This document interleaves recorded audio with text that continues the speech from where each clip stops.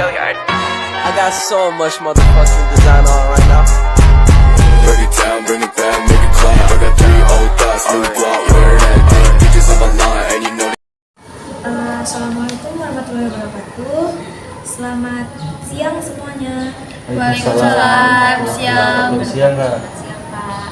Sebelumnya saya ucapkan terima kasih ya kepada teman-teman semua sekalian yang telah berkenan hadir dalam kegiatan konseling kelompok pada siang hari ini. Baiklah, sebelumnya kita mulai ya kegiatan kelompok pada siang hari ini.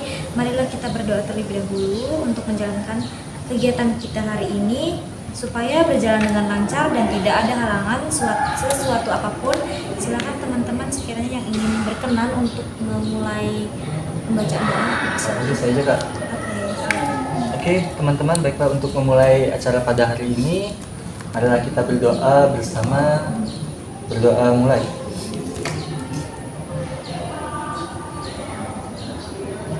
Berdoa selesai. Oke, pada Pak silakan. Oke, terima kasih ya yang sudah berkenan untuk memimpin doa pada siang hari ini. Sepertinya yang saya telah utarakan tadi di awal, pada siang hari ini kita akan melaksanakan konseling kelompok dari teman-teman yang pernah mengikuti. Dari teman-teman sekalian udah pernah belum sih ngelakuin sesi konseling? Sudah kok Kak. Pernah.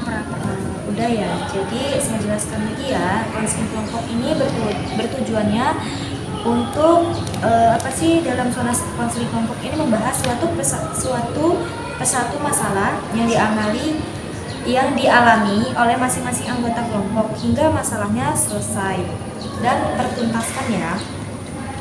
Cara pelaksanaannya kita melingkar dan bertatap muka dan untuk saling berinteraksi kepada satu sama lain. Dalam melaksanakan kegiatan konseling kelompok ini tidak ada unsur paksaan dan setiap anggota datang sendiri ya dalam sukarela dan mengikutinya secara ingin dan tidak ada paksaan dari orang lain pada siang hari ini. Bagaimana? Sudah paham belum? Sudah paham. Alhamdulillah, semuanya jika sudah paham, tentunya kegiatan yang didasari dengan sukarela ini insya Allah hasilnya itu baik ya. Selain itu juga setiap anggota dalam kelompok harus saling terbuka satu sama lain ya. Nggak ada yang ditutupi dalam arti setiap anggotanya dalam mengungkapkan masalahnya. Harus jujur apa adanya dan tidak ada yang ditutupi. Kemudian untuk menjaga agar kegiatan konseling kelompok siang hari ini dapat berjalan dengan lancar, ada aturan yang harus kita taati dan disepakati bersama. Di antaranya, apabila ingin mengutarakan pendapat harus mengacungkan tangan dan terlebih dahulu dan tidak boleh berkata kotor, saling mengejek atau sebagainya ya. Dan yang terpenting, setiap anggota dalam kelompok harus mampu menjaga rahasia dan dalam segala apapun ya kan. Terus setiap anggota kelompok tidak boleh menceritakan permasalahan yang dibahas pada orang lain. Untuk itu marilah kita mengucapkan ikrar janji kerahasiaan bersama. Selanjutnya barusan kita selanjutnya kita ini melaksanakan sesi konseling ini kurang lebih 30 menit. Jika 30 menit tidak bisa terselesaikan masalahnya, kita lanjutkan sesi selanjutnya yaitu sesi kedua. Oh ya, kita perkenalan terlebih dahulu ya. Agar perkenalan lebih menarik, kalian harus berkata hobinya apa, ada di mana. Saya terlebih dahulu ya. Perkenalkan saya Citra Kamunia dari UIN Akademi Lampung, prodi bimbingan konseling pendidikan Islam semester 4. Saya di sini untuk mengkonseling kalian untuk menyelesaikan tugas saya membuat laporan dalam konseling kelompok. Dimulai dari sebelah kanan. Perkenalkan, nama saya Tiara Mesyarani, biasa dipanggil Yaya ya. Saya berasal dari Pesawaran. Hobi saya itu ya kayak jalan-jalan lah. Hai ya. Halo Kak. Silakan. Saya izin memperkenalkan diri, nama saya Nabila Rahman Tias, asal dari Lampung Tengah, hobinya scroll TikTok. Oke, halo Nabila. Oke. Selanjutnya. Perkenalkan, saya Olal Muhammad Reza Arfandi, panggil aja Olal. Saya asal Bandar Lampung, hobi mancing. Oh, mancing ya. Ada lagi keributan ada ya. Baik ya. Saya rasa kita sudah saling mengenal satu sama lain ya. Saya harap nantinya kita bisa saling terbuka dengan masalah-masalah kita ini, tidak ada rasa canggung di antara kalian ya. Saya akan menjelaskan kembali lagi apa itu konseling kelompok dan dilakukan dengan membahas satu persatu masalah masing-masing. Bagaimana teman-teman, sudah bisa dimulai konseling ini? Bisa Kak? Siap Kak. Oke. Silakan yang ingin menjelaskan masalahnya gimana? Silakan.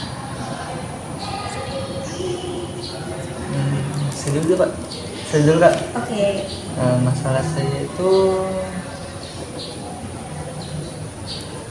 apa ya? Oh iya Kak, masalah saya itu sering ngerasa tersinggung Kak. Tersinggung itu kalau ada teman-teman misalnya ngejokes gitu kan, Iya. ada kaitannya dengan saya tuh ngerasa tersinggung banget ya Kak. Jadi baper gitu. Oh gitu, kayak selalu apa ya, orang tuh kalau diomongin orang, walaupun orang gak diomongin, tapi orang tuh selalu ngerasa Itu kayak diomongin gitu. Oke. Selanjutnya. Saya Kak, Iya. kalau saya tuh kayak merasa ragu gitu, kayak apa sih, ragu tentang hubungan saya gitu Kak. Apakah rasa sayang dia ke saya itu besar itu sama? Aduh ya ampun, udah sampai rasa kesayang-sayang ya ini. Takut di PHP-in aja sih Kak. Oke. Kalau saya sendiri sih masalahnya kurang bisa mengatur waktu belajar ya Kak. Ya itulah kira-kira. Dari permasalahan yang telah diutarakan oleh masing-masing teman-teman yang barusan ini, kita sepakati ya terlebih dahulu permasalahan siapa nih yang mau dibahas terlebih dahulu.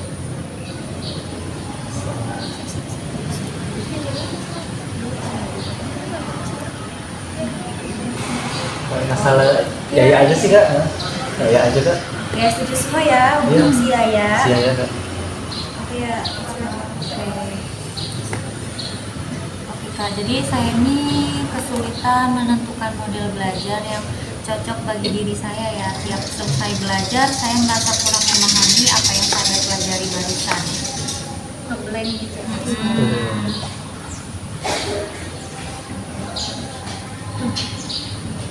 Emangnya model belajar yang kamu lakuin selama ini itu kayak mana? Sejauh ini sih saya hanya belajar dengan membaca dan menghafal materi-materi pelajaran. Terkadang juga belajar sambil mendengarkan musik sih. Kalau di rumah gitu ada ruang belajar khusus apa biasa gimana? Kalau nggak punya sih, selama ini saya belajar di ruang tamu, di atas kasur, terkadang ya depan TV gitu. Terus kalau misalnya kayak setiap harinya gitu, belajarnya tuh dari mulai jam berapa sampai jam berapa? Kalau saya sih belajar dari jam 9 sampai jam 11 sih. Terus kayak apa sih yang nyebabin kamu belajar sampai semalam itu gitu? Apa enggak kayak terganggu gitu?